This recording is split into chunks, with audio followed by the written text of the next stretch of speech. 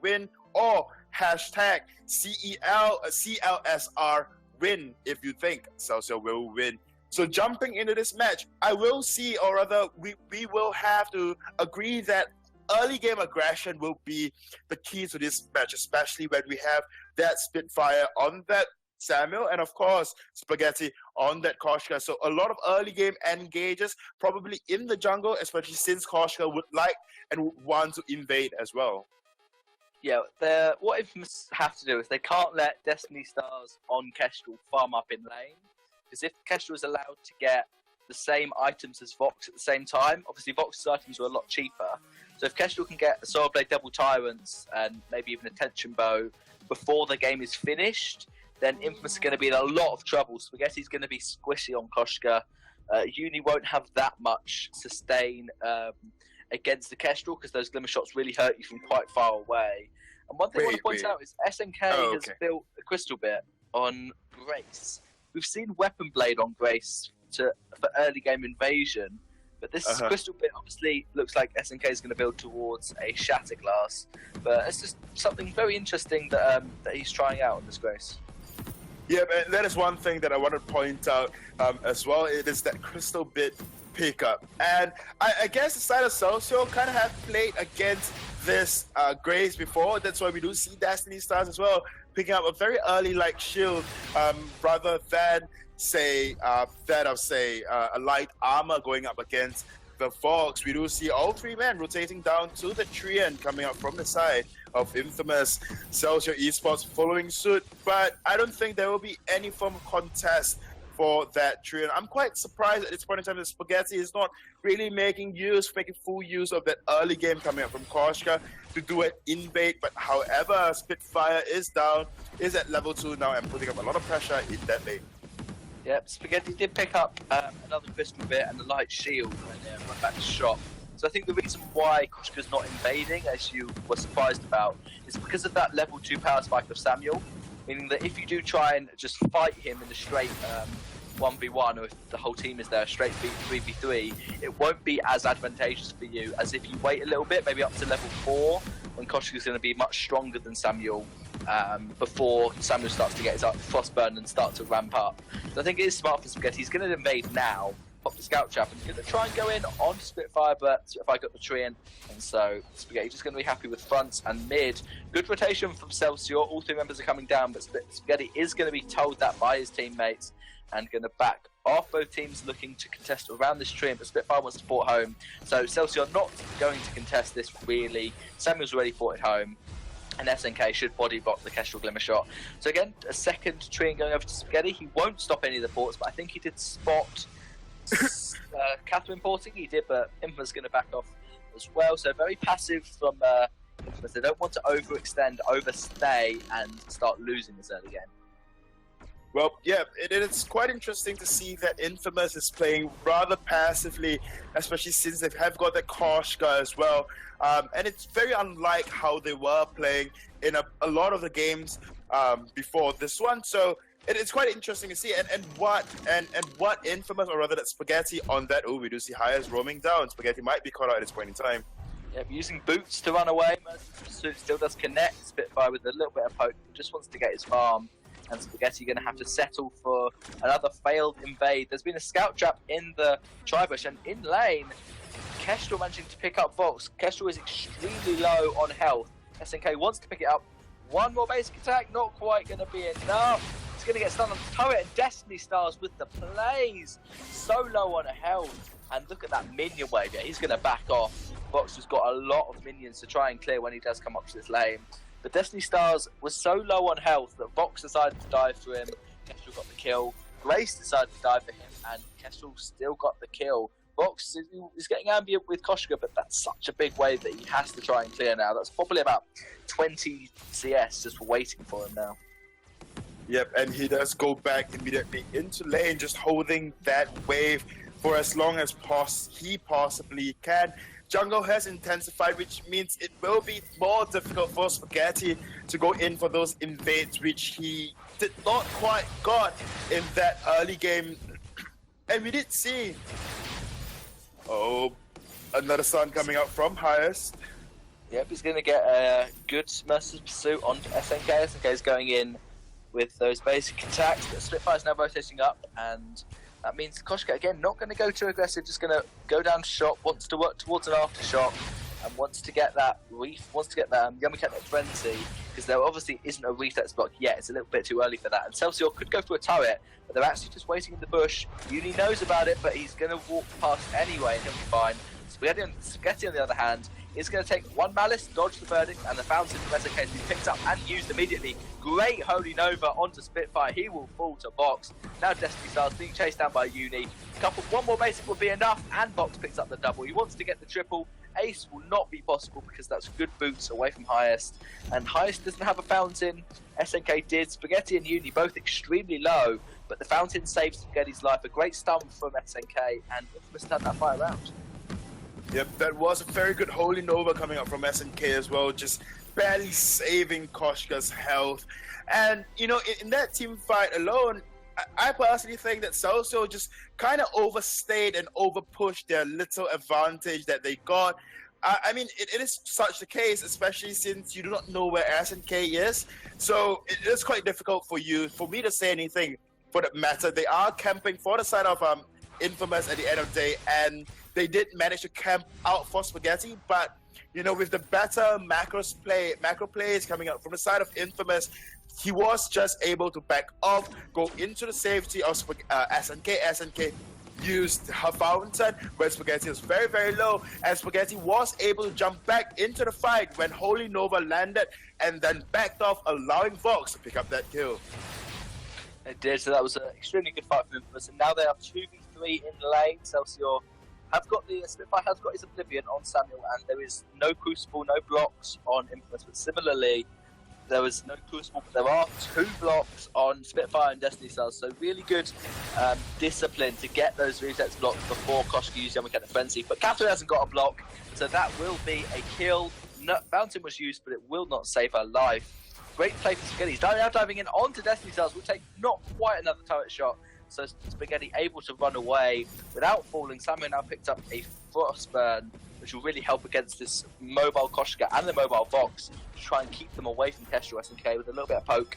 Just going to run away. So that was really well played for Spaghetti. And something I didn't notice was a level 4 infusion was used on Uni, really to help win that first team fight and to make sure they didn't lose that one, and help to get the kill on Catherine. So most people don't buy infusions until level 12, except in the professional scene where we just see infusions so early on that Vox would be surprised if he doesn't get another one quite soon. Yep, I mean, we did see, though, coming up from the side of Infamous, level 5s, or rather very early infusions, usually do come out from the side of Infamous. Whether I think the more commonly seen one would be when Vox is level 5, if not then level 6, or if they are trying to get an objective. Although we must admit that the side of Celsior, they have got better sieging potential as compared to the side of Infamous. I mean, Infamous, they have to go in deep. They might expose themselves to, you know, dangers when they try to siege for a turret. So they can't just quite get Celsior low before they siege. They have to remove 1 or 2 players, in which they are trying to do now with Spaghetti up in lane, but Spaghetti is getting really low and will pop back. Spaghetti is extremely low, trying to get some turret damage, but just got caught out by Catherine and the Kestrel. So that means that Spaghetti cannot fight. Celsior knows Spaghetti has to port home before he can fight. That's got a reflex block, but that won't really be too useful when you're that low on health. Spaghetti going to get his mid-tree and maybe try and come back to fight, because it does look like Celsior want to push this objective, but he sees the turret. It's going to be SNK taking a lot of damage from the Glimmer Shots from Kestrel. Spaghetti will be bled out. There's 20 death to get those empowered basic attacks. It's not going to be quite enough. Drifting Dark aggressive with Spitfire.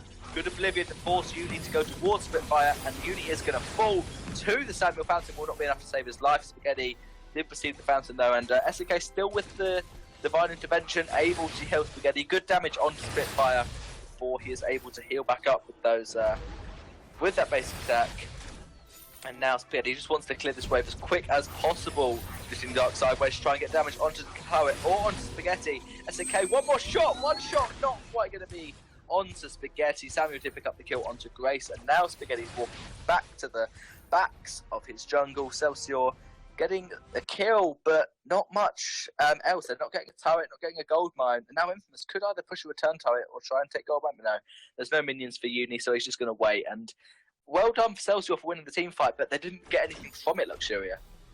Yep, I mean, we have seen that quite a lot, and the difference between, you know, and it's quite a vast difference if you think about it, those at a lower seeding and those at a higher seedings, and it's how you translate those kills or even your tiny advantage into objectives, because that is the name of the game at the end of the day. So honestly, just coming into this game itself, Celsior just really like I kept saying, they got very good objective control. I mean, they have got very objective, they have very good potential to take objectives because of the damage coming up from Destiny Stars on that Castro, and of course, Madison Verdict as well. Ooh, I lagged out a bit. I'm so sorry. Spaghetti's in a horrible position under turret, so Divine Intervention will be enough to save his life, and great play from Celsior to leash the minions down so that Infamous could push the turret. Uni, a couple more shots would get him killed with the Fountain from SNK to make sure that they can keep sustaining. Catherine has still got her Fountain available, but hasn't got the Blast Tremor and has no energy,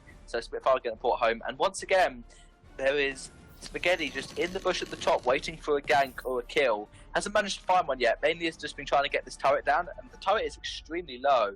So I think if Fox decides to push it, and Spaghetti is going to try and push this wave now, that if Infamous push his minions in and Catherine isn't there, they will probably get the turret. So Celsior responding by all being in lane. So now if the fight could break out, there's going to be engage from Grace, but not too much, and Infamous just want turrets. Good block on the stun from SNK. SNK very low, Madison Verdict's coming up from Samuel. There's the 50 dark aggressive one shot, going to be blocked, but not enough. Spaghetti on the back line, going on to Destiny Stars extremely well. Your Mechanic Frenzy was not blocked, so it will land Spitfire land the stun on Spitfire. Spaghetti going to get that Divine Intervention, keep him nice and healthy. You need to pick up the kill onto Catherine. Spaghetti wants the AC guys on the turret. One basic attack, that's enough. Will Spaghetti die for it? Not quite. Turret doesn't get the shot off, it was targeting him, and that is an ace and 2 turrets for Infamous. That's how you get kills and then push objectives. Yep, at Infamous, they are infamous for doing so, just pushing objectives on and on and on and on again. And you know, that's really what that separates Infamous. They can be losing in terms of kills, they can be losing in terms of the early game, but at the end of it all, they know how to translate those little victories, whether or not it's because they got you low, whether or not, you know, they got you to TP home, teleport home, but they know how to push those objectives, push those kills and tiny advantages into objectives, and that is really what separates them.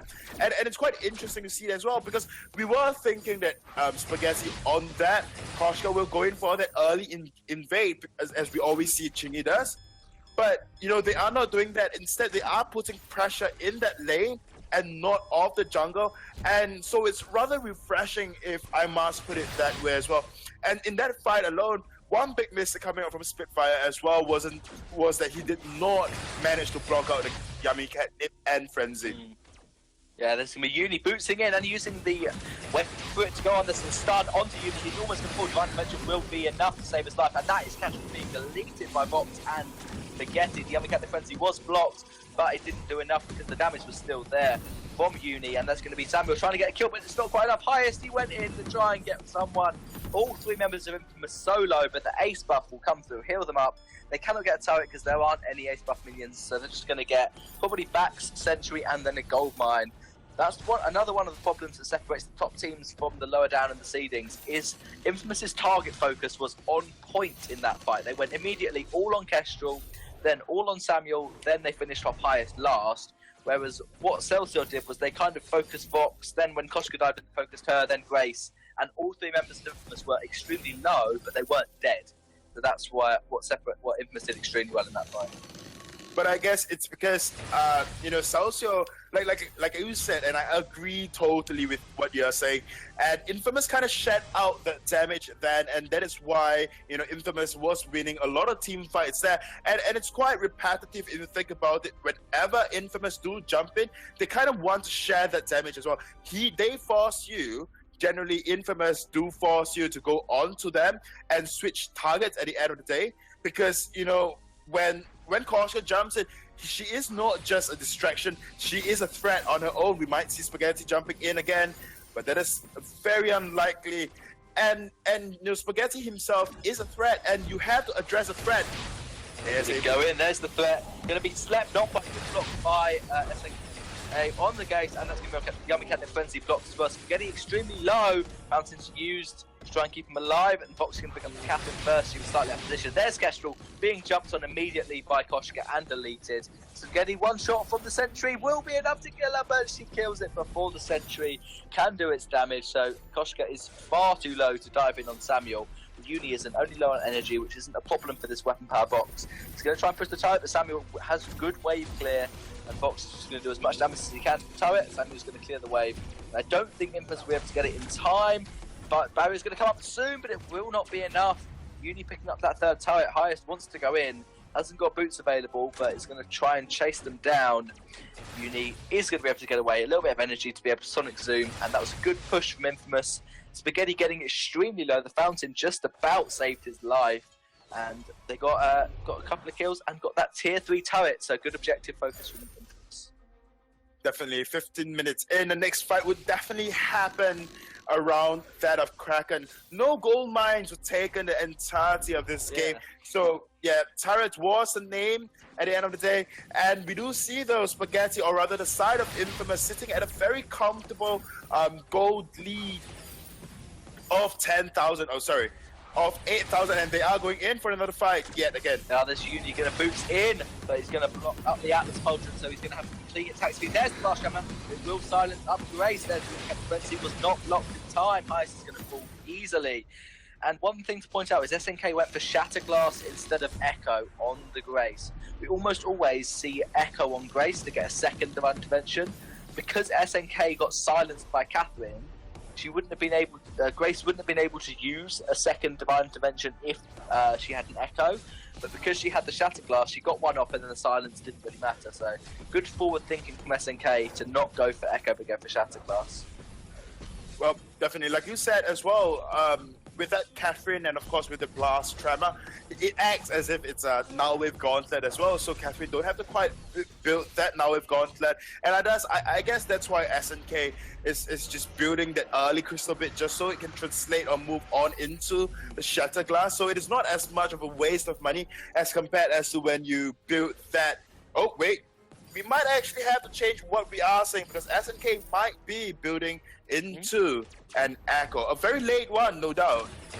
Yeah, you may not be able to get the Echo before Infamous already pushed the game out. They will try to win off this Kraken push. Spaghetti going to get those empowered basic attacks ready with the Swirly Death. And there's good vision from Highest, and he's going to go in. Stormguard, that's not going to be the stun connecting, but Atlas will connect onto Uni, so he can't really do much. 900 heal with that Divine Intervention is massive. Uni, Atlas has one up, so has the Silence. Caution going onto the turrets.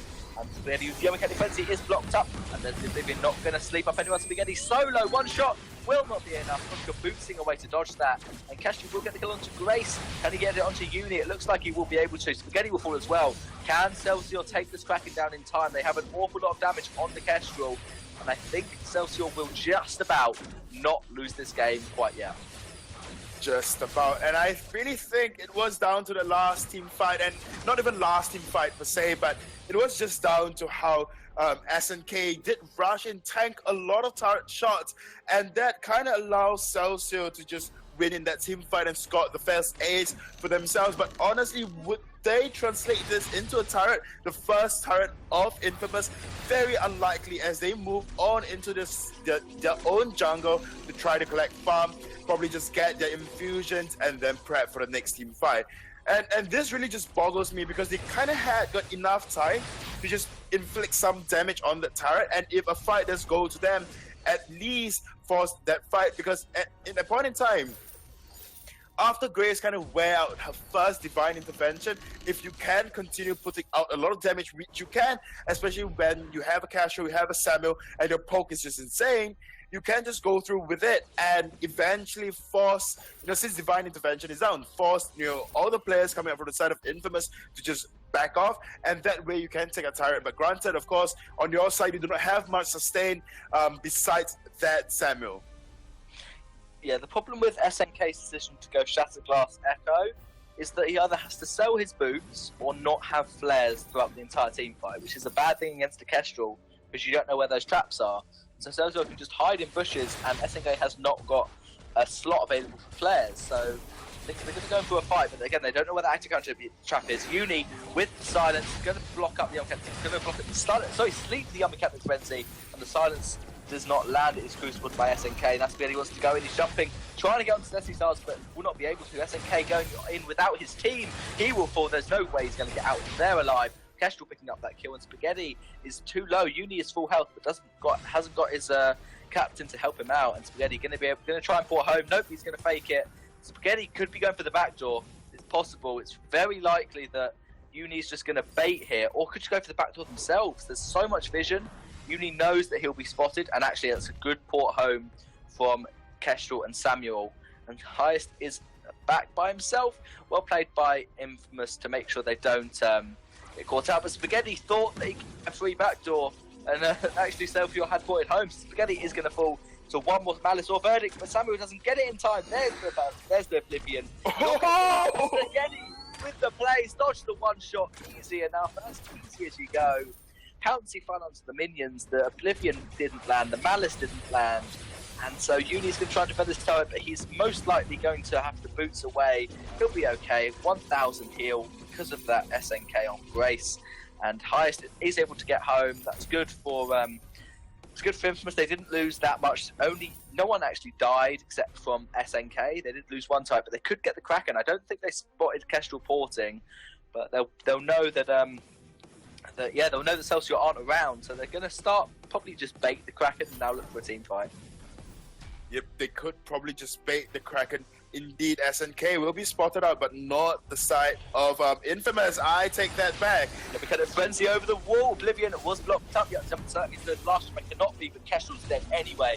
Fox doesn't need items to deal damage to you. Another 1,000 heal onto Spaghetti. He wants to jump into Spitfire, but won't be able to. Infamous can just go for the Vayne at this point. They're currently 2v3, and that's exactly what they're going to do. Uni attacking high, Spaghetti going on the Vayne. Uni going straight for the Vayne Crystal, while Spaghetti goes on to Spitfire. A bit of a split focus, but that's absolutely fine. One of you take the hero, one of you take the Vayne. Atlas onto Uni, but it won't be enough. That's the Vayne, and that is the game for Infamous. That was quite a long and drawn-out game, especially coming from the side of Infamous. Granted, the odds were really not in their favor in that early game when Celsior were just putting on so much pressure in that lane, but Infamous, being Infamous, managed to pull that back at the end of the day. And very good players coming out from Spaghetti, wouldn't you agree, Mini? You know, that especially at last part when he was just living on a slither of health. But anyways, Infamous do take the first match, or rather the first game between them and Celsior Esports. Coming into the second game, I mean, Celsior, they don't look like they are a bad team overall, because even coming into this game, they kind of had that edge in the early into mid when they stopped a lot of pushes coming in from Infamous, and they even stopped the snowball potential that Infamous has in that early game. So what do you think, Mini, that the side of Celsior could have done or should have changed in that game itself, or even in game 2, to just make the outcome a little different?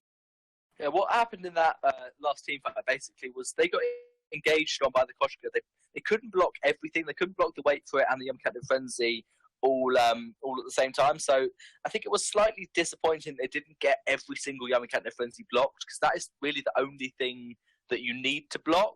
Obviously, the Wait For It gives you a silence, but it's not that long. In fact, you can kind of wait for the silence to wear off and then still have time to block the Captain Frenzy. So I think Celsior needs to focus on that, and also just fighting as a team, because what Infamous did extremely well was dive on one hero and execute them. Whereas when Uni went on top of Kestrel, Samuel was going on top of Koshka. So Kestrel was getting great damage onto Vox and getting maybe an actual camo stun, so the Vox was almost useless. But Samuel wasn't with Kestrel going for Vox. Samuel's going for Koshka. So they just need to fight together on the same hero. And maybe if you go someone like a Catherine, pick up an Echo, or maybe even pick up a Null Wave, because the second silence that you get from Catherine is so much better than just having one. Because obviously a good captain will just block the first one.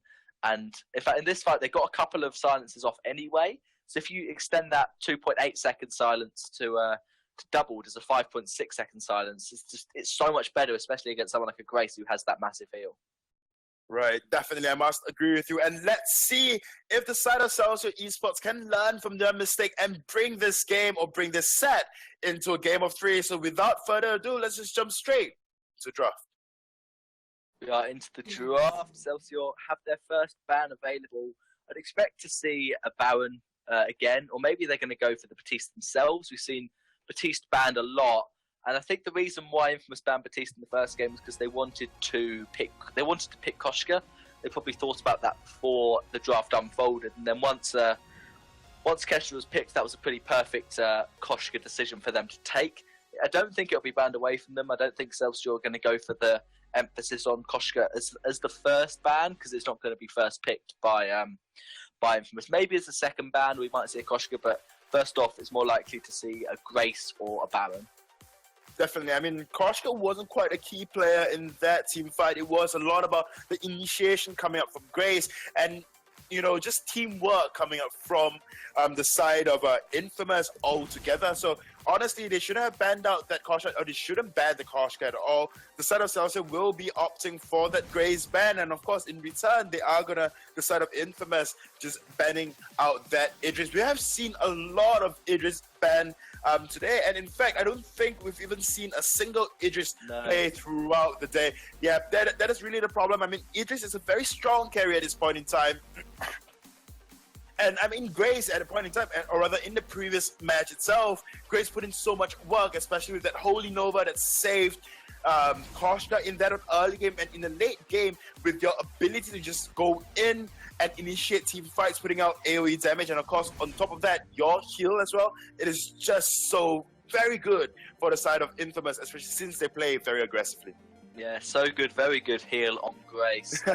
We've seen Celsior pick up Catherine again. They really want to secure that Catherine over maybe Lyra, which could be a possible ban here for Celsior, because Baron's not on the table, Idris isn't, and it's likely they're going to go maybe a Kestrel or a Ringo just to try and compete with this Vox in the lane. Vox is extremely important. They're going to ban Sky against the Catherine again, but we saw Infamous ban Sky in the first game, so it was unlikely that Infamous were going to pick Sky against this Catherine.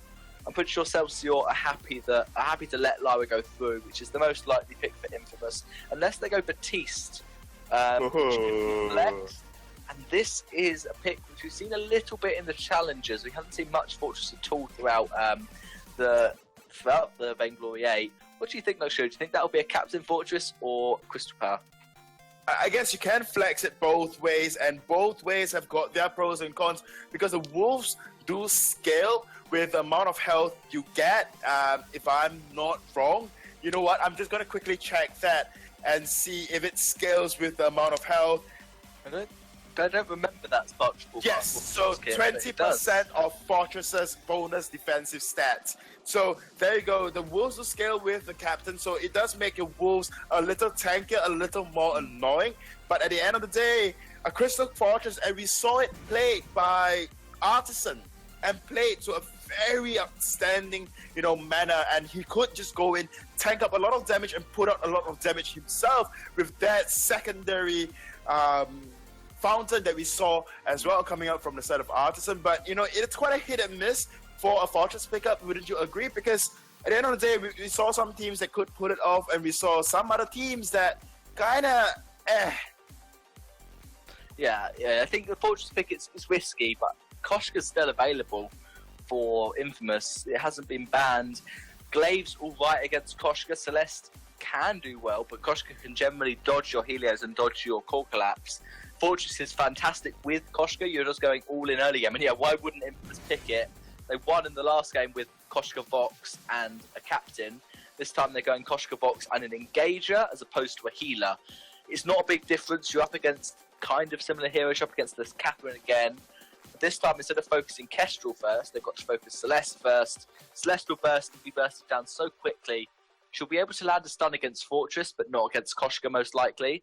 And so I think Celsior, they just have to block the Uppercut and Frenzy, land. They've got a triple stun comp, so they have to land that first stun of whoever, and then get the other two in a row, make sure they time it correctly, and they do have a chance to win this, but I still favour Infamous because they're so comfortable on Vox and Koshka. Yeah, I mean, the draft coming out from Celsior Esports just looks a little stronger with that triple stun, and we've seen this comp plenty of times now with that triple stun, with that Catherine, Glaive, and that Celeste. And sometimes, a lot of times, in fact, not just sometimes, if you cannot chain those CCs together and you do not have that combo wombo that your comp allows, it can easily be taken advantage of at the end of the day. And we saw the micro skills or the mechanical skills coming out from the side of Infamous, and they could even, I'm sure they'll be able to just block out the important CCs coming out from the game, or rather from the side of Celsior Esports, and they will still be able to dive your Celeste, which would be the main damage dealer at the end of the day, and afterwards just allow that Vox to slowly deal and chip off damage from that Glaive, and then once again, being target focused, the last target will be that of Catherine as well. So as long as Celsior can chain the seasons very well together, then there will be no chance in hell that Infamous can unleash all that damage onto, say, one of either of the carries, and they might win. So, but at the end of the day, it is Infamous going up against Celsior. So, and with the team comp coming out, I personally think that Infamous, if they play it right, if how they played in the previous game, they play it very reserved, and when the opportunity arises, just jump in, do as much as damage as possible, and from those damage you've dealt, get an ace, possibly 1 man down, 2 men down, or even better, the ace, and then push your objectives. And that is what the Infamous has been playing all this while. I'm not surprised if they're going to do it again, once again, because they are just this strong. Anyways, to all the viewers out there, for a chance to win 250 eyes, hashtag win and your team and win in the comments section, and then we will randomly pick out a winner if your team that you're supporting do win. So take for an example, hashtag Infamous win, or hashtag INF win, or hashtag CLSR win for a chance to win 250 eyes in the comment section below. Yeah, I think it's we've seen the Celeste Glaive comp before, as you did say, but we generally see Glaive in the lane and Celeste in the jungle, just because that's what the meta seems to make necessary.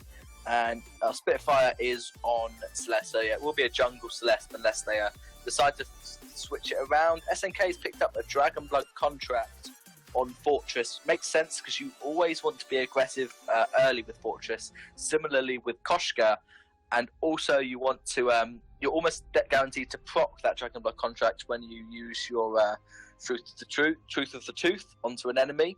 So it may make sense for SNK, and I'd expect to see Spaghetti be more aggressive this game than when he was against the Samuel, because on a Koshka, against the Celeste, you don't have to worry about her level 2 power spike, because if you dodge the core collapse, it's basically like nothing's changed. We are going to see Spitfire being placed in lane, and of course Destiny Stars going back into that jungle. But however, we might be seeing an AFK coming out from the side of Celsior Esports with that Catherine, or rather highest on that Catherine, not being able to buy any items. So we will enter a pause, 2 minutes per team per game, so a total up of 4 minutes every game and every match at least. So we are seeing, and as you said, we are seeing, the Dragon Blood contract being picked up from the side of SNK. And yet, they are not being as aggressive as we would like to see, or rather, they are not going in for Destiny Stars. They're just trying to steal the mid-Trian. They couldn't get it. They just backed off. With that Dragon Blood contract, honestly, and especially pairing it up with a Koshka, this has been the legendary pair. The pair of the century, if you like to put it. With that Koshka, with that Fortress, it was a a go-to draft a couple of patches back, or even a few patches back. And even now, it is very strong because, Fortress is in this very niche area in the meta, but when used right, as we could tell from Artisan use of Fortress, is a very strong hero pickup. Yeah, Fortress can work extremely well if you're up against someone who needs to scale into the late game, like Spitfire on the Celeste. And so I think it does make sense, and Koshka doesn't want to be too aggressive. Spaghetti is much more of much more of a defensive Koshka.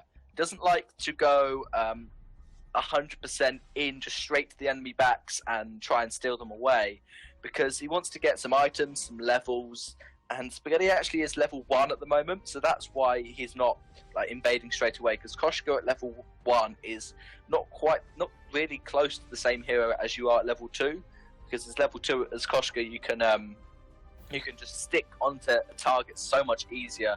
The game will resume, 2 minutes are up, so hopefully Highest can figure out his connection issues, and he has. Now picked up some items, so that's good. We are going to see a proper 3v3 game. Spaghetti going to get that mid-tree in. Yep, it is quite good to see. It is very good, in fact, to see Highest joining back into that game. SNK yet again just being in lane. I actually like to hope to see a little more aggression coming up from the side of Infamous. I mean, they have a very strong early game, and as Fortress tank up and Fortress can just soak up a lot more damage, he will be very strong. So I guess at the end of the day, Infamous has got that early into that mid-late game comp down, on paper at least, but if they do not have the aggression, then it might be difficult for SNK on that Fortress to scale very well, because Catherine, as the game goes on, as she gets her Captain of the Guard stack, she'll just be tanking and be able to forefront a lot of damage as well. Yeah, she will. Catherine really scales much better than Fortress does in the late game. There's a Dragon Blood contract popped by Fortress. Spaghetti trying to go on Destiny Stars, but he's just going to afterburn overball and port home. We've seen that Glaive do that twice now. Just get the minion afterburn away and port home, which is why Glaive is really good against Koshka in the jungle, because you don't have to fight. You can just farm up. So as soon as your back spawn, Glaive is going to run to them and take them. And if Koshka tries to fight you, you make sure you secure the minion and afterburn over a wall. She can't chase you unless there's vision or there's a captain to throw a flare out. So it's really hard for Koshka to invade against Glaive. But Spaghetti won't be too disappointed in that. We've seen how he can still be an annoyance and a real damage dealer as a Koshka in the later stages of the game. Yep, definitely. I must agree with you. I must agree with you.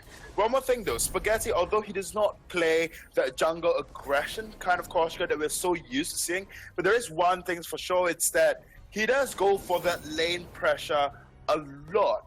And I think that is one thing that Spaghetti kind of excels in, because we used to see Spaghetti on that Celeste, on that Castrol as well, even on Scarf. So I guess these are heroes that really want to put pressure in lane, and it's a reflection of even when he does go on that Celeste, on that Koshka at the end of the day. Oh, Spaghetti may be going into the backs for the first time. He's going for the jungle, and he's going to get one of them. Will he be able to get the second one? Spitfire is rotating down, and Destiny Star's able to pick that up. He's now got an afterburn. Spaghetti trying 1v2. Now 1v3 as Captain's here, and that's not going to be there's going to be no chance of getting able to get away alive. Spitfire with the boots just to make sure, and SNK is going to try and save Koshka, but he was a bit late, and Fox is just going to get a little bit of damage on this turret. Not too much at the moment because he hasn't picked up a full poison shiv, so with no tier 3 items, Fox can't really be the hero to siege turrets. Spaghetti able to get one minion and die. That really wasn't worth it because he gave away first blood. So that's why Spaghetti may not be too aggressive. Great afterburn into the core collapse. That's the combo you need to do for Celsior. And hopefully with Catherine as well, because the triple stun is better than double stun. Spitfire very low. It's going to actually fall to Spaghetti, and Spaghetti going to get that Dragon Blood contract popped on Destiny Stars. He's very low. Going to be able to back off. Spaghetti wants to steal a little bit of jungle, going to pop a couple of scout traps. I doubt Spaghetti will go further than the mid. I am right, he's not going to go for the backs. I mean, with the Crystal Sentry there, you have to constantly think about that as well. And if you do get spot out, then although Destiny Stars on that Glaive is low, he might just come down for your blood together with that of Highest on that Catherine. All in all, I personally think that Infamous is still doing rather well, although the scoreboards do not quite reflect that. But, Infamous, we saw the damage coming up from Spaghetti as well. Spaghetti is going for that Shatter Glass build, I assume, and that way he can scale so much better into the mid-late game. And at the end of the day, he will have more damage output as compared to, say, Destiny Stars with that Tension Bow proc, Glaive, not building into the Sorrow Blade first, which we usually would see as a first item on Glaive.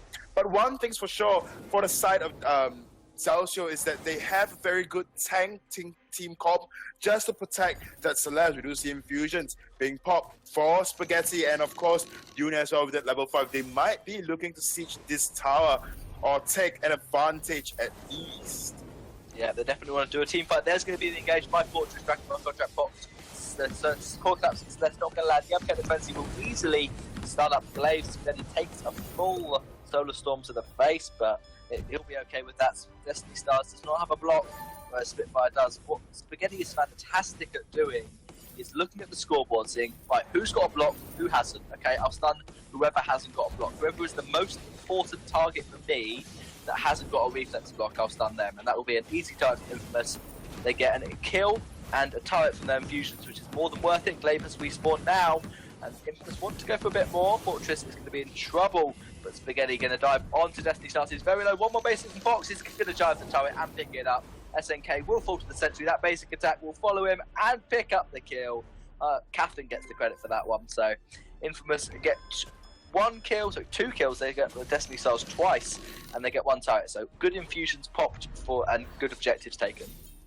Yeah, definitely. I mean, that is definitely worth it for the side of Infamous. They are now sitting at a very comfortable 2,000 or rather very close to 2K gold lead in their favor at least. And, you know, honestly, SNK, that really is the problem right now for Fortress. Wouldn't you agree? You have the chase potential, you can go in, but you are very fragile in terms of captain. So your team has to play really aggressively, immediately burst someone down if possible. They are going to go in for another team fight right now with all 3 from each team posturing up in lane.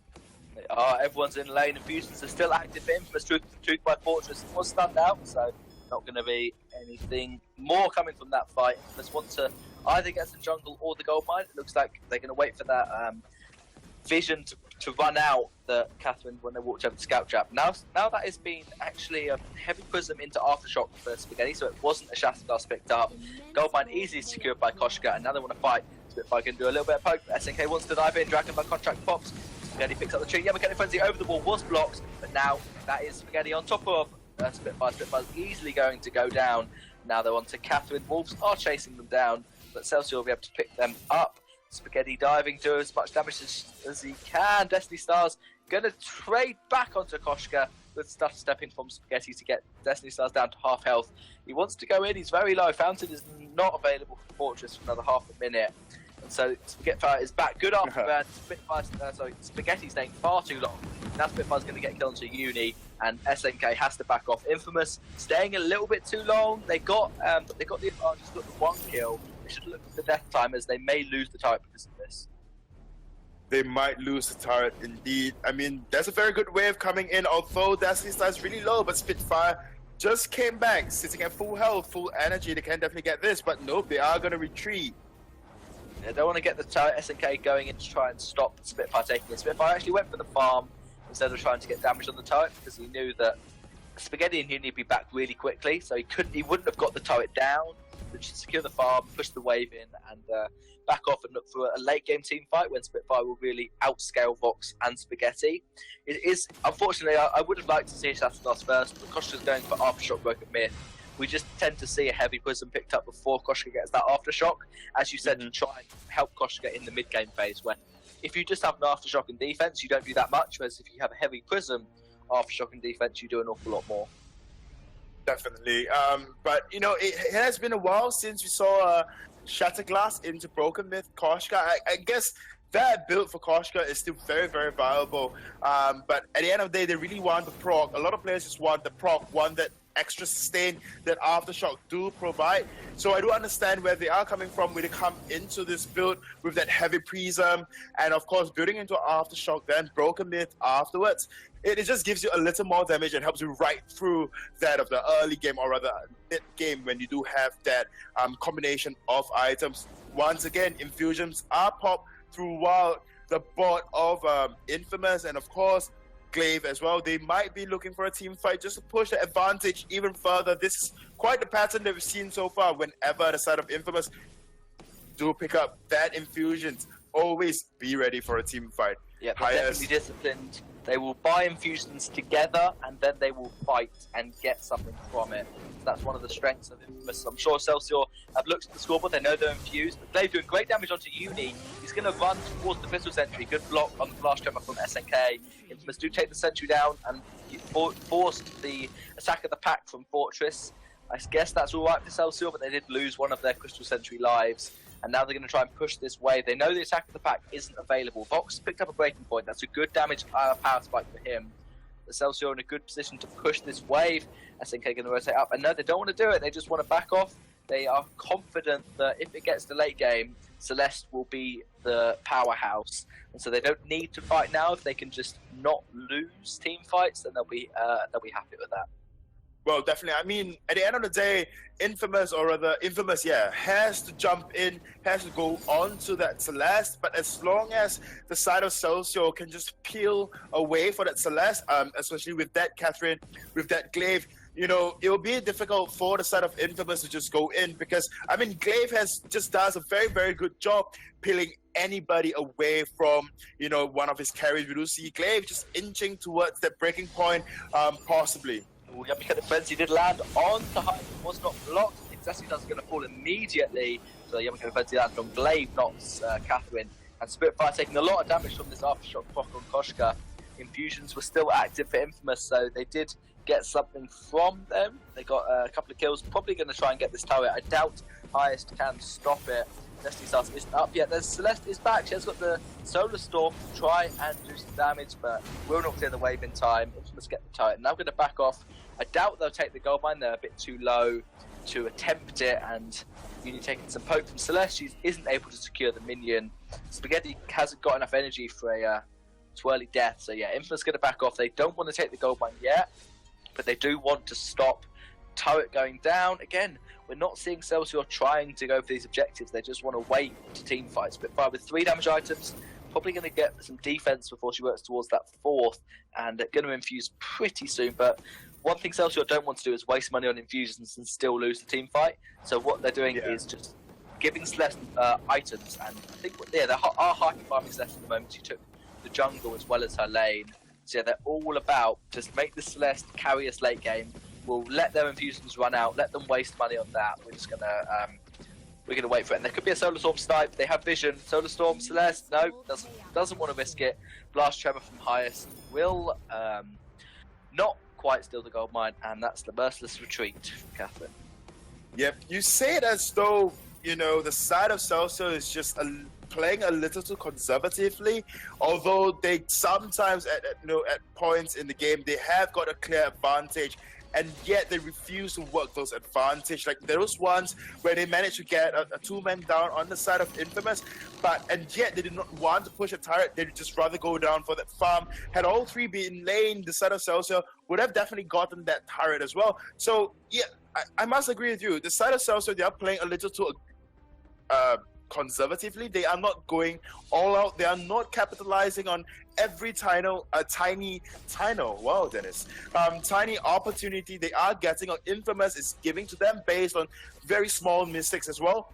So I guess that's why Infamous is just making full use of their naivety or their conservativity coming into this game, because it is quite apparent as well that the key target of Spaghetti and SNK really is that Celeste, and really not Deity Stars. Granted, Destiny Stars has got the damage now with that Sorrow Blade, with that Tension Bow, and building towards an Aegis, so building towards that against that Koshka, whereas Spitfire already has got defense against the Koshka. But at the end of the day, really, you just want to lock down that Celeste, because honestly, Celeste is a real main damage dealer, and Glaive is forced to just peel for Celeste if Spaghetti jumps on him. So, that really is just sound mentality going into team fights, and, making Destiny Stars on that Glaive just waste his afterbirth because he needed to peel. There's going to be the attack of the pack from Fortress, fusion pop by Glaive. Celeste doesn't have one, but has certain charges, and they want to go for the turret. The Great Blast Storm is going to be blocked, and the Solar Storm from Celeste to make sure Infamous do not get this choke point turret. Destiny Stars is very low. Spitfire is full health, putting out a lot of damage. Minion Candy minions want to go into the turret. Spaghetti is going to fall. The fountain was not enough to save his life. The Fountain used by Highest. Fountain was already used by SNK. Now Uni is going to try and run away. Spitfire, I don't think we'll be able to get there. He's going to do what he actually is enough. Great poke and great damage from Spitfire, managing to land that Helio on top of Uni. And now, please, Celsior, take yourself a turret. You're 2v1. I know they want to be passive, but the problem is, if they don't take the advantages they've got, then they'll just fall behind. Whereas if they do take the advantages they've got, they might start to snowball a bit quicker than if they just back off and try and take the kills. So they're not going to get the turret. They're just a good defense by Fortress. To be fair, that was a great attack of the pack when only Celeste and Catherine were up. So Celeste, if she'd have focused the turret, would have possibly died to the wolves. But even so, I think they could do better. I think Celsior are making it so that they have to wait until much later in the game than they need to in order to have the power spike of Celeste. So he now has picked up a confusion. Yeah, but we do see the Infamous, they are just not afraid. They are just going in very aggressively, even for that turret as well. Granted, they sacrificed 2 men for that, but at the end of the day, they did get the turret very low at Destiny Stars. Maybe caught out right now. Stars maybe in a trouble, but he's going to afterburn over the OK highest. He's taking a lot of poke. There's going to be last remote was blocked, but it wasn't easy. The Yummy Catherine is also blocked up, and that's going to be Catherine falling out of position. Couldn't back off to her team. Glaive gets out of position, he's fine, he can after run away. That Sentry defeated and eliminated. Spitfire, good stuff, but it was blocked up. SNK's taking a lot of damage, so is Uni. That is a double, that's a triple kill for Celeste. Spitfire carrying so hard, 7 kills now. I reckon they're going to try and split the aggro, maybe get 1 turret and then try and get the Kraken. So that was a great fight for Celsior. Obviously, great fight for Celsior. Obviously, Infamous managed to get 1 kill onto Catherine, but they didn't do the damage onto Spitfire, which is who they needed to do, who they needed to focus. Spitfire was free to just land those supernovas, land that massive solar storm, and a triple kill. Yep, triple kill indeed for Spitfire, but Destiny Stars has to watch out as he gets dangerously low tanking that Kraken, but all is well at the end of the day. Now, the side of Infamous, they did some very aggressive, very not well thought of plays, and they had to defend against a Kraken, and on top of that, they have to defend against Celeste that has very good poking potential. Destiny Stars was their key target for some odd reason, because had they just go on to Spitfire 101, then they might have won a lot of team fights that came through. Wolves were used, and now they are going to suffer the wrath of Celeste. Yeah. Attack of the pack was used to try and let Infamous get some damage on this Kraken. I'm pretty sure Celsior will get 2 turrets and be happy. I don't think they'll try and push any further. Infamous will be able to do enough damage to stop them getting any more than that, and Celeste has fantastic turret damage to make sure they will secure these first 2 turrets. Destiny Stars is tanking up the turrets, so Celeste is free to do damage on the enemy heroes. Kraken, yes, so low. We see teams all the time. When there's 2 turrets left, you get a Kraken. So when 1 turret's gone down, you get a Kraken. You just push 2 turrets and then back off. SNK has got the Wolves in 2 seconds, so they could try and fight with that. As a block on the core collapse from Celeste, Spaghetti wants to dive in. The Uncanny Frenzy was blocked up, but now that is Spaghetti on top of Celeste. He's going to solo stop, and it will not connect. Neither will the core collapse. SNK doing a lot of damage. That's highest, very low. Crucible's used, and Glaive's going to have to run away. Spitfire's doing the 1v3 base. He's going to try it again, but will not be able to get more than a kill onto Fortress. And Destiny Stars did manage to port home. That was a good push from Celsior, but they just don't have to disengage compared to how quickly a Fortress, Koshka and a Vox can just chase you down.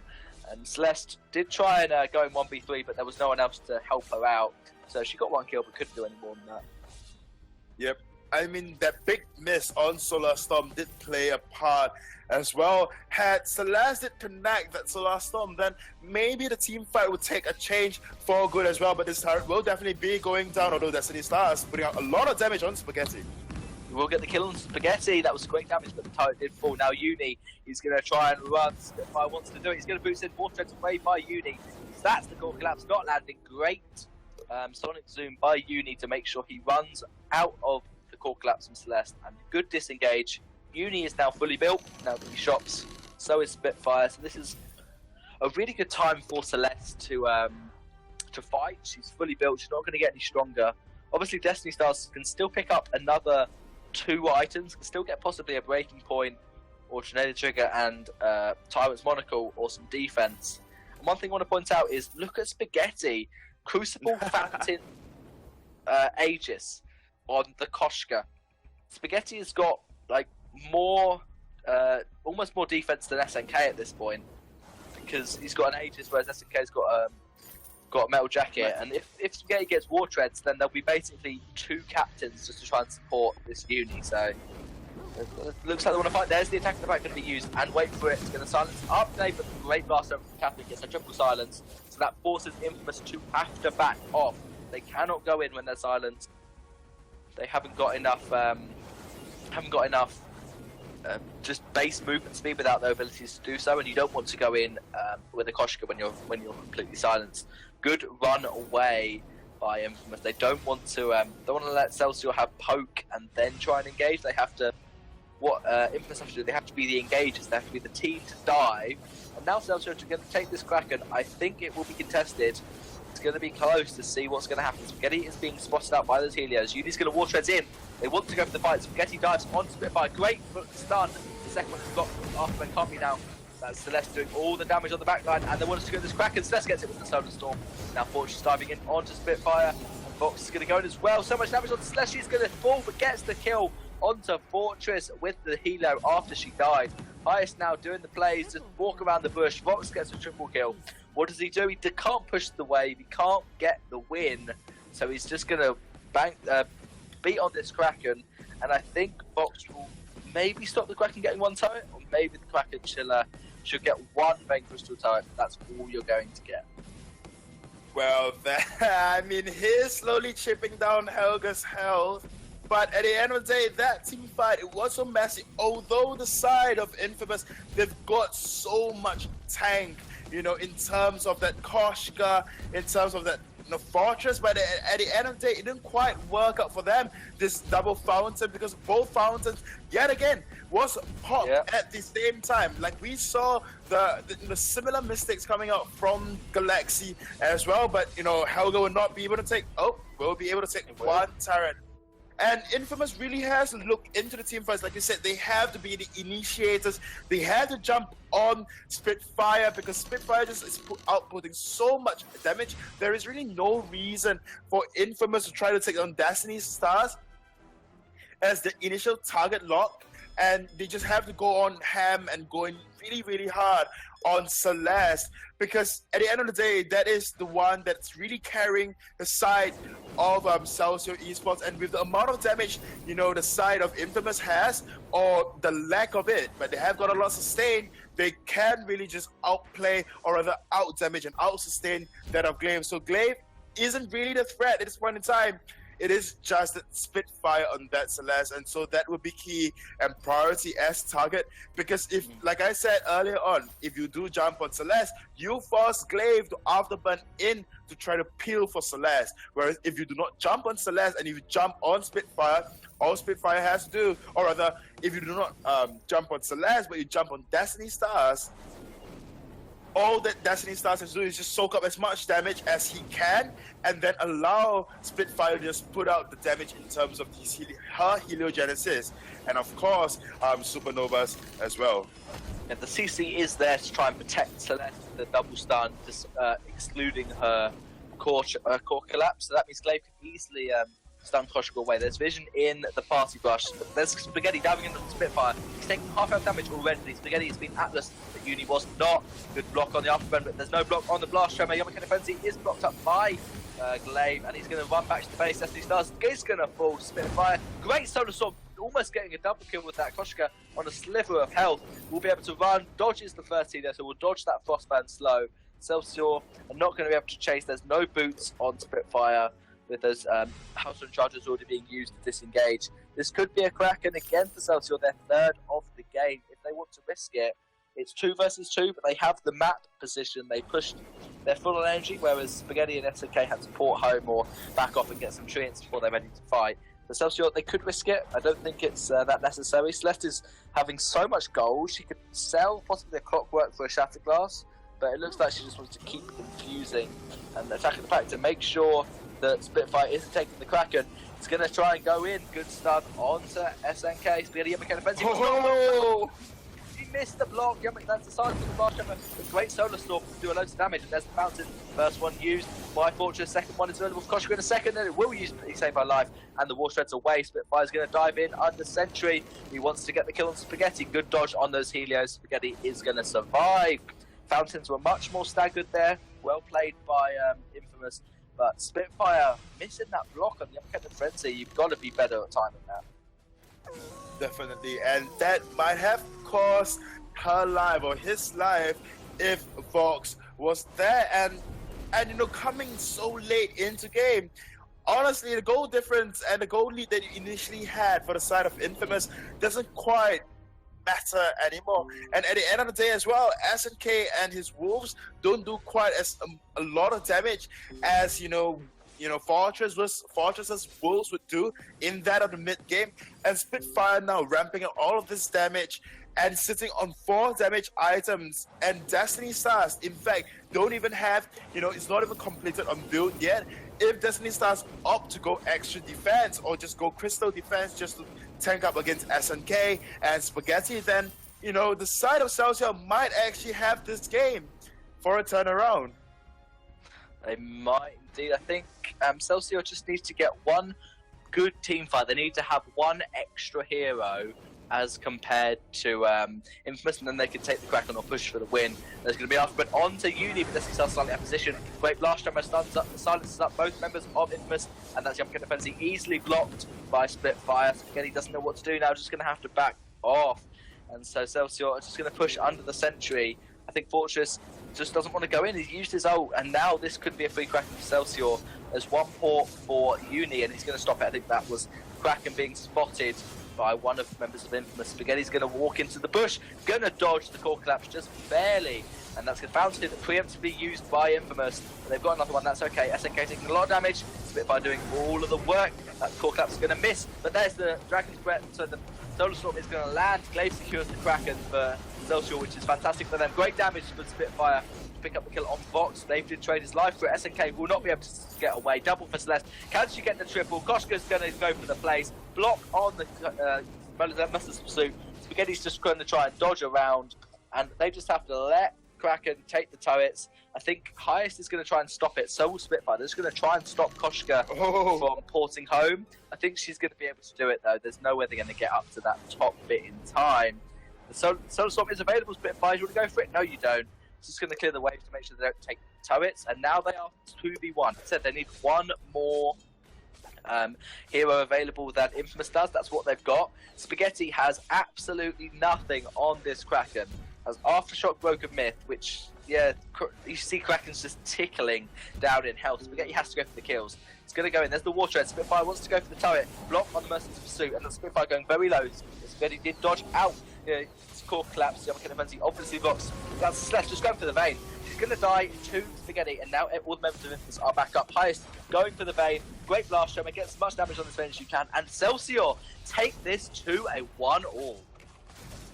1-0 indeed, and I don't know, because honestly I thought that Infamous would just push into their early mid-game power spike that they would have with this particular comp, but it didn't quite work out for the side of Infamous, wouldn't you agree? And at the end of the day, they just allowed that of Celsior to just work into their late game, get their items, tank up, and they even Destiny Stars. I mean, just look at the amount of CS that it's crossed the boards, and I think it was just down to the lack of commitment in the mid-game fight and the lack of calculated aggression as well coming up from the side of Infamous. I think one of the major mistakes was in one fight when they tried to push a turret when there were no minions around. Granted, it had that damage then, but even then, the side of Celsior just took advantage of that, take them 2 men down. The side of Celsior did not push a turret at all, but then they just slowly and just, steadily turtle up, get all the items needed, and from then on, every team fight just went onto the terms of Celsior. So it is interesting to see, but then what about you, Mini? Were you surprised by the outcome of this match, and what do you think Infamous should have done to, say, change the outcome or maybe even win this match? I was certainly surprised the fact that Celsior managed to win this game, mainly given on how passive they were at the start. I thought the fact that they didn't take the first turret early enough, I thought they'd really get punished for that by Infamous. And Infamous wouldn't let Celeste get to this 25-minute power spike that she has, 25-minute late game absolute menace that she is. I thought Infamous would be able to push their advantage, and because Celsior didn't push their advantage, Infamous would take the win. But it was extremely well played by Celsior. They waited, they played how they wanted to play. They didn't go too aggressive and let themselves get snowballed. And fortunately for all of the viewers and for us casters, we are going to be streaming and watching the third game between Celsior and Infamous. I'm extremely looking forward to it, and without talking about it, we're just going to go straight into the draft. Yep, we are into draft, or rather coming into this draft. What do you think? I mean, it's quite obvious. The Fortress, the Koshka in the late game is just so very weak. Granted, you have got, I mean, Koshka was forced to build that fountain of renewal, and in fact, that crucible as well. You have got a lot of blocking coming out from you. You have got a lot of sustain in terms of the double fountain, but at the end of the day, you just do not have the damage to take the Spitfire in time. And although you are supposed to be an assassin that Koshka is, and yet you just do not have the damage at the end of the day. Infamous, coming into the third game, Infamous will be banning out that Grace as the first ban. Yeah, Grace ban makes a lot of sense. We've seen Infamous. They do like to ban Grace in most of their games. They've went for slightly different drafts to what we tend to see from them. They haven't picked the Rome Batiste they like to play, and obviously they've been unable to get Idris Taka because it's just been banned away from them. You're not playing Idris Taka. You're too good on it, so we're just going to get rid of it and not let you play it. I think they play Vox every game, so Vox is also a possible pick, given that Idris has been banned. But I think it's more likely they're going to go for the flexible Batiste, or maybe just the Lyra, or maybe Catherine to take it away from Celsior. They're going to get the Lyra, and Celsior probably going to pick up Catherine because they love Catherine as a captain. It's their second favourite after Lyra, given most of the drafts I've seen. Yep, I mean, for a lot of drafts that we've seen today, Lyra is either first picked up, and in fact for Celsior, like you said, Catherine is their go-to roamer for, their side all in all. So Celsior did not pick up the Catherine as first pick like they did in the first and second game. They are going to pick up that Fox, just securing that Fox first, and then banning out that Baron. So the side of Infamous may just ban out the Catherine, to just remove Catherine from the equation, because Catherine is just so very strong, and just forcing that of, say, they are going to remove the Catherine and just forcing, the side of Celsior to do something off meta or an off tank, like say Glaive or even Batiste, or I mean Arden is open, so they might just go for it Arden as well. They still could just go for Arden as a normal captain, but Celsior are mainly comfortable on the Catherine and the Lyra, so you're forcing them onto a less comfortable hero. Vox is really good. It denies Uni from having the Vox, and Celsior like to play Vox themselves.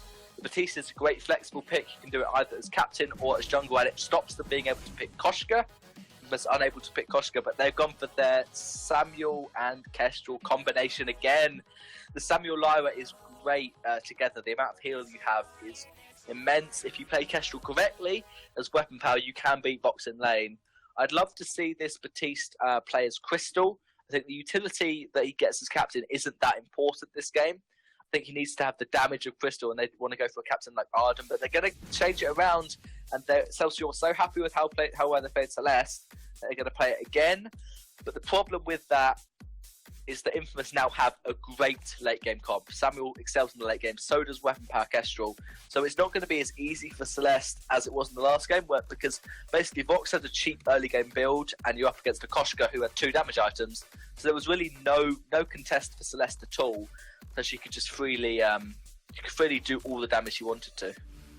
Yep, I mean, just looking at draft alone, Infamous is just falling back onto that Samuel, onto the Castro. You say they've got a very good late game, and I must agree with you. But there is one thing that Infamous excels in with this comp, and it's that pushing the early game advantage as well. We saw the siege potential coming up from that Lyra, that Castro, and of course Samuel as well. And we have seen this comp played throughout Vainglory 8, whether or not it's from Infamous or another team like that of Impunity. And they always push in the early game, especially since Infamous's key to win is just objective based and how objective focused they are. This team comp will definitely work superbly for them. Whereas on the side of Celsior, not discounting them at all, they've got a Vox who has, like you said, a very cheap build that he can, reach his power spike with, that point and shift tension bow, and of course the breaking point, and of course the Ordain that can be casted on Samuel or even on that Castro where they try to advance. And on top of that, since they are so comfortable on that Celeste in the previous game, they can work it out again, and whether or not they can play it better. And they have to play better, the side of Celsius at least, have to play better as compared to the second game and the first game. Much, much better. In fact, just know when to push that advantage. Just know when to just go in for those objectives instead of playing passively. Because I guarantee you, for this third game, if they are going to do that, they will definitely be punished for every single mistake. Yeah, I think Infamous are going to be much more happy with their composition in this game. The last game they really went for early game pressure, especially with like Fortress and Koshko. I think once the game reached about 22 minutes and they hadn't exposed one turret or exposed the Vayne, I think Infamous thought they were in a really tough spot. So this game they'll be much happier with having that weapon Kestrel to really push turrets if they get a slight lead. Similarly with Samuel, can push turrets and can also try and invade against the Celeste in the jungle. You can use your level 2 power spike to try and steal some farm away from her, or maybe get first blood reasonably early on. So I think it's definitely possible for Celsior, given how comfortable they are on the Celeste. But Spitfire's going to have to play extremely well, and Destiny Stars will need to dodge pretty much every single glimmer shot, or else he's going to get bursted down by this Kestrel. Yep, and one more thing that we must realize as well, Spitfire was on that lane as the Celeste, so she can get a lot of farm in a very short time, whereas now that she's placed in the jungle, she's now down to just getting levels in a very short amount of time.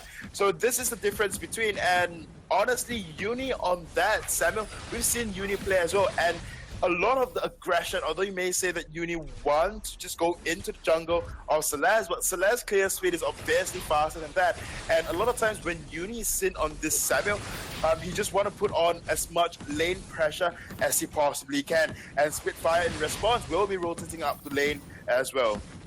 Yeah, Spitfire's not even going to try and test that mid tree and wait for Samuel. Celeste is really good minion secure if you do actually try.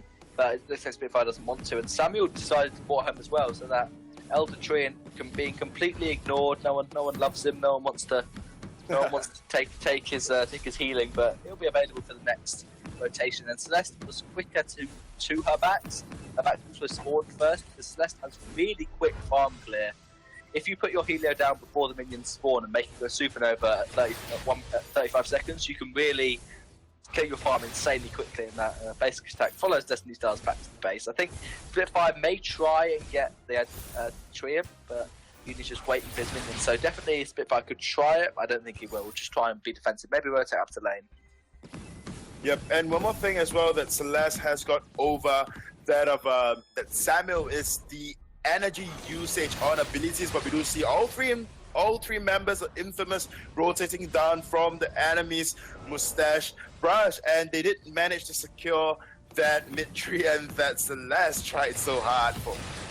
Yeah, Spaghetti managing to get it. Looks like he's working towards Soulblade first on Casual, which makes a lot of sense. Spaghetti is very low on energy, so he's definitely not going to be able to do that much. And yeah, Spitfire he's not actually going to lane. Samuel's leaving his backs available, and he's just pushing this wave up. Heist knows that they're all three in lane. Infamous really want to get some turret damage before Spaghetti ports home, because he needs to get energy, so he'll need to port home quite soon. So will Uni. Look at the lack of energy on Uni. Now it's a double stun onto SNK. Celsior love their double stun comps. First blood going over to Spitfire and Celeste. That's really good gold that Spitfire needed, and he's going to now take the front tree away from Samuel. That's really good for Celeste. First blood. It looks like it's going to go for Max now. Not going to be that aggressive. Celeste will be happy to get is a little bit of Samuel's farm. Yep, and there's one more thing I saw. It was clearly a mistake coming out from the side of Infamous, just overstepping on their boundaries in a sense where, you know, both Spaghetti and Uni, they require so much energy to output damage. And yet, you know, they tried to engage when they were very, very low on energy. SNK on that Lara can heal you up to full health with the Imperial Sigil, but definitely not your energy. So Spaghetti is taken down to half health yet again. Yeah, Uni going to get ordained, and the stun does not land from Spitfire. Uni actually playing well around with the Malice of Verdict. Destiny Stars is getting the boots under his turret into the little bush to make sure that it's not an ace. That was extremely well played from Uni. He is not troubling with energy at all. He is full energy almost. And that double kill with the Malice with the Verdict actually just playing extremely well. And this is what Infamous do best. They get a couple of kills. What do? Straight for the turret. They may fall. Actually, it looks like they may not get the turret at all. No, they don't. Infamous, unfortunately, unable to pick up the turret for them. And that is a kill to Batiste on the Lyra. Now Uni's going to try and defend this turret. Spaghetti's got 2.5k gold. He wants to shop, he wants to get a Soul Blade, and wants to badly get some energy.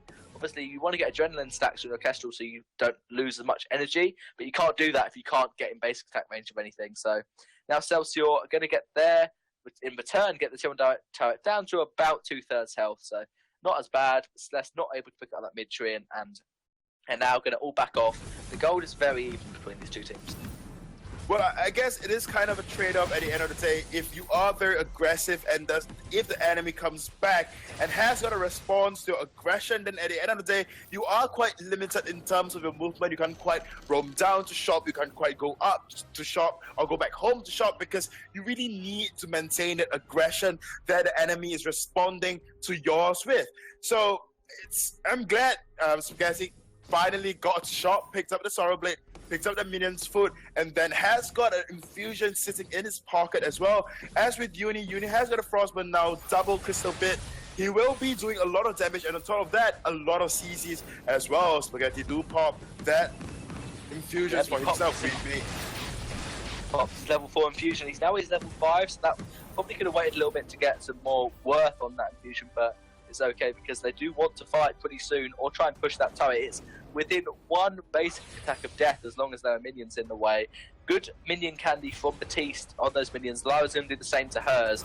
So both teams with minion candy just to try and push the turret, try and stop the push of the turret. Spitfire going very low.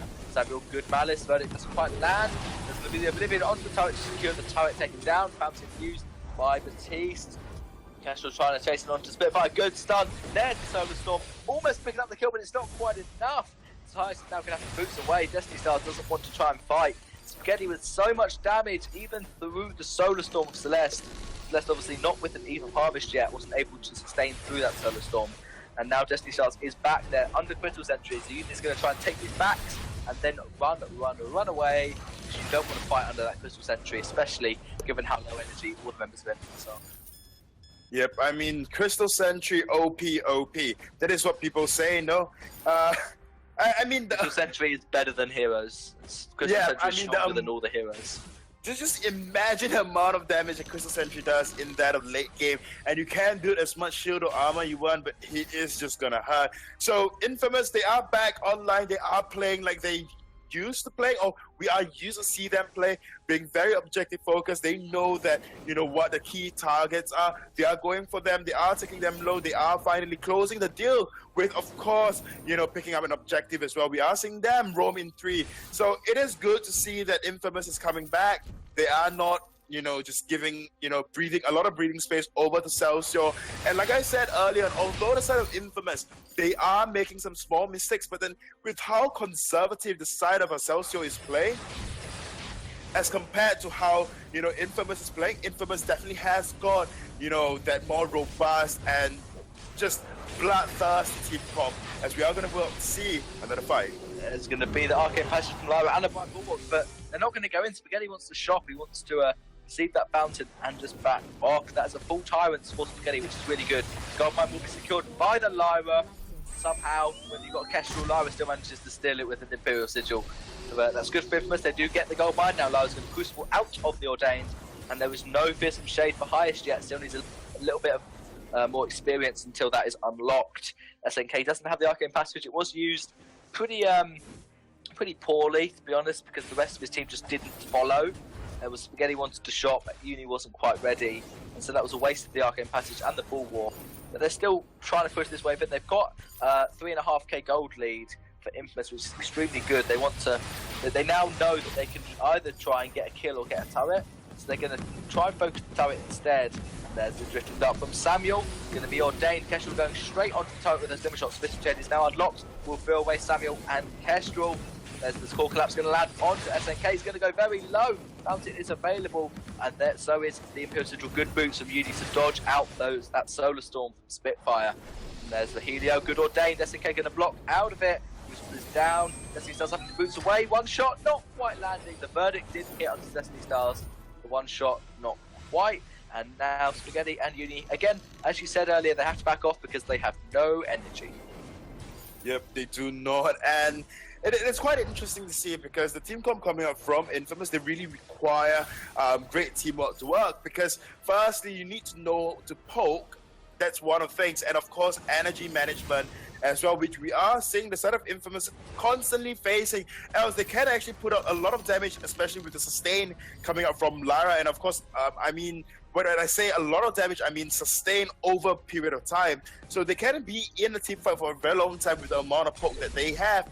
Problem is that energy is constantly an issue for them, whereas for the side of Celsior, they are very reserved with their energy, and in fact poke as well. We see, Spitfire just knowing when to throw down the stars and just, not throwing down them to just zone them out, but rather for the damage wise. So I guess at the end of the day, if Infamous will drag this on, the side of Celsior might come back up once again, or might have a comeback. There's the Ordained, not quite going to stun up. Uni is going to stay inside that. There's the Drifting Dark. Infamous really want this turret, but Celsior are going to clear the wave far before they can even get some damage on it. Cold Collapse not going to land, but Supernova will do 397 damage onto Samuel. And Uni did pop the Scout Trap, so Celsior know where he is. He's going to get the Trin anyway. But the Arcane Passage was not at the right time, SNK. I mean, you scared Celsior, but that was about it, because Spaghetti was too low on energy, Uni wasn't ready. They both needed to shop, pick up some infusions. Now Infamous could fight. It'd be great if they had an Arcane Passage, but unfortunately that was used. They're just going to get the gold mine, and there's not much that Celsior can do except for a Hope Solar Storm, and it will not quite steal the gold mine. I thought that was perfectly on time. Celeste a little bit early. Little bit early indeed, and quite a good position to throw a Solar Storm from. We did see a couple of glimmer shots, or not glimmer shots, sorry, one shot, one kill that came from the top lane as well. When I heard you guys were casting, a lot of one shot, one kills came from the top lane to just steal that gold mine, if not then Kraken. So good positioning from Spitfire, but at the end of the day, it didn't quite work out for them, just a little early. But now Spaghetti is sitting on double turrets Monaco, one Sorrowblade, and then Pocket having an infusion. They will definitely look for this turret. Lots of damage from Spaghetti on them from Celsior. Ordained does land, and they really want the turret. It's so low, but Celsior can clear this wave quickly. Highest is going to fountain before he falls asleep. Smart play. They know they want to fight, so he used the fountain for instead of trying to block out. So he have a block, so he just used that to keep himself alive. There's going to be Malice. Verdict not quite hitting onto highest. Boots away Spitfire. There's going to be the Solar Storm. It's going to do a lot of damage. Lions wait for it from Fox to almost pick up Lyra, but there's going to be an Imperial Sigil. Spaghetti is now full health. So much healing on this Lyra. And that's the turret finally for Infamous. There's siege and pressure. Does come something. There's the Cold Collapse not landing. Block used by Uni. Now can't block that Ordained. Destiny Stars is going to try and get on top of him. He's just baiting onto the Crystal Sentry. Spitfire is so low. He's going to be able to get away. They don't want to chase up the Sentry, and they're just going to take it out. So much damage on this weapon, Kestrel. The Sentry gets defeated, really quickly. Celeste has to fort home to get herself some energy, and Highest has a full metal jacket. Makes so much sense against weapon Kestrel. You don't need an Atlas just try and tank those Glimmer shots. And Infamous are now extending their gold lead. Uni has got that tree in about 4 times in a row now, because they always have had the map pressure and ability to do so. Well, yeah, we do see Spaghetti completing that Aegis.